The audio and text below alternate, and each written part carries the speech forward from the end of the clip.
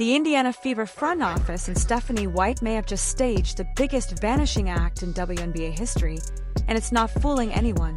What was sold as a straightforward injury update on Caitlin Clark now looks more like a carefully crafted illusion, with inconsistencies piling up by the day.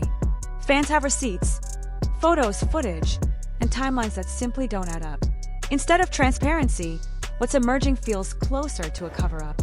And in 2025, when every statement can be fact-checked in real time, do they really think people wouldn't notice? The contradictions aren't just eyebrow-raising, they're opening the door to something bigger. Some are already asking whether this borders on deceptive consumer practices. After all, if ticket buyers, viewers, and merchandise supporters were misled under false pretenses, the fallout could stretch well beyond the core. This isn't a minor misstep, it's a full-blown credibility crisis.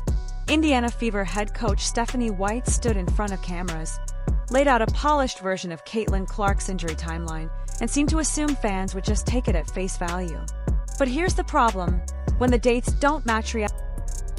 The Caitlin Clark injury situation is officially a mess because not only is there not more clarity, there's more confusion about what her timeline could be. And that's coming on the heels of it seeming to be pretty clear when Clark would return to the court, or about when she would return to the court. It was said on the ESPN broadcast on August 12th that Stephanie White hoped Clark would be back in practice this week. Open portion of practice, Clark is not seen. And Stephanie White afterwards said it's status quo until Clark is back at practice. Let's rewind. The entire story unravels. And fans aren't just noticing, they're dissecting every contradiction. So, the question now is simple. Do you still trust the Fever front office and coach Stephanie White? Drop your thoughts in the comments. Let's get into it. Let's rewind. Caitlin Clark went down with a groin injury in mid-July after colliding with J.C. Sheldon's knee. The timeline? A potential return by late August. She was listed as day-to-day, with practice expected to ramp up soon. Fast forward to the end of August, Clark still isn't practicing. And suddenly, out of nowhere, a new injury is introduced. The official line? She got hurt during a workout on August 7th. It's a neat, PR-friendly explanation. Control. Well, what changed? Right? I know there's never been a direct timeline, but all the signs seem to point in the direction of Clark returning soon. Even Natasha Howard saying, "See you soon, Cece." Now it's like, wait and see. And there's further information coming out that Clark suffered a bit of an ankle injury in the midst of her recovery process. Did that hinder her return? One reporter saying yes, another reporter is saying no. Bottom line is, we need to know a little bit more. We don't need Caitlin Clark's in-depth medical report, but it's fair for fans to wonder if the Fever and the league's biggest star is going to return to the floor this season, or what the chances are. And she's been out of action for 5 weeks, so it's not as if some patience hasn't been expressed. Simple. But there's a problem. On that very same date, footage shows Clark strolling through Phoenix, Prada bag in hand, moving without a limp, a wince, or the slightest hint of discomfort. Fans caught it. The receipts are out there. And the tidy narrative doesn't match the reality we can all see. Instead of owning up to the cracks in their story, Stephanie White and the Fever's PR team doubled down. And that's when the circus really kicked off. Reporters like Scott Agnes, who should be delivering facts, went on air and laughed while retelling the so-called unlucky injury narrative. The Indiana Fever's got $1 billion entity on their team. $1 billion damn dollars. And they're a bunch of clowns, a bunch of bozos. You guys look completely incompetent and unprofessional.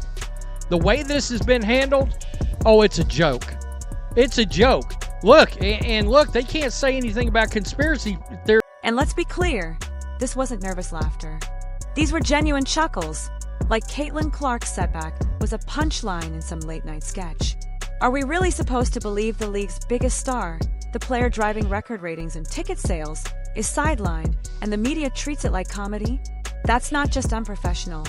It's insulting to fans and downright disrespectful to Clark herself. This is why the Fever's credibility is in free fall.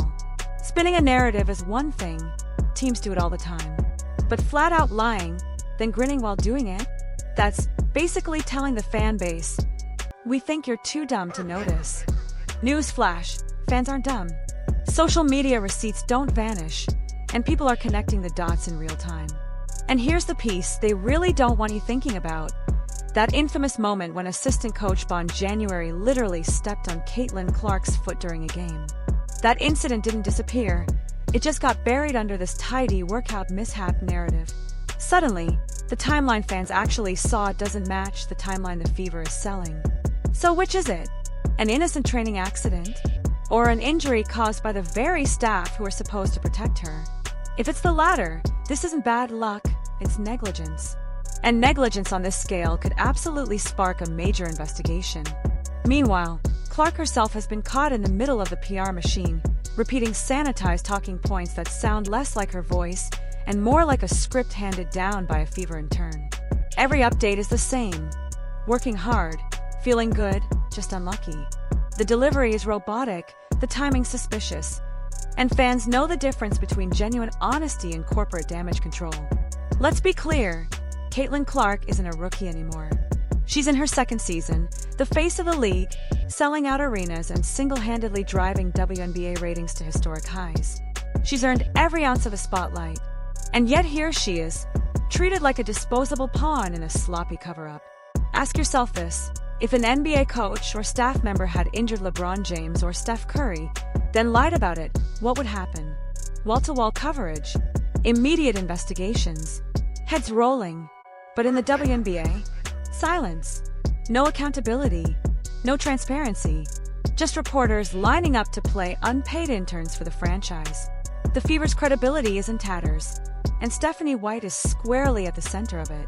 Her attempt to paper over the truth with a manufactured timeline isn't just sloppy, it edges into something far more serious: fraud. When you're selling tickets, hyping games, and marketing merchandise around a superstar, then misleading fans about her health, you're not just spinning PR, you're entering the territory of deceptive consumer practices. And that's the kind of conduct that draws the attention of watchdogs, sponsors, and yes, even legal authorities. And here's the spiciest theory making the rounds. Maybe this isn't incompetence at all. Maybe it's intentional. Clark entered the league like a tidal wave, shattering ratings and rewriting the WNBA story. But almost immediately, the whisper started. She needs more bulk, more strength. She's not ready. So what happens? She's pushed into rapid muscle gain. Her body breaks down. And now her second season is overshadowed by constant injury chatter. That's not bad luck, that's bad planning. And bad planning always has a culprit. In this case,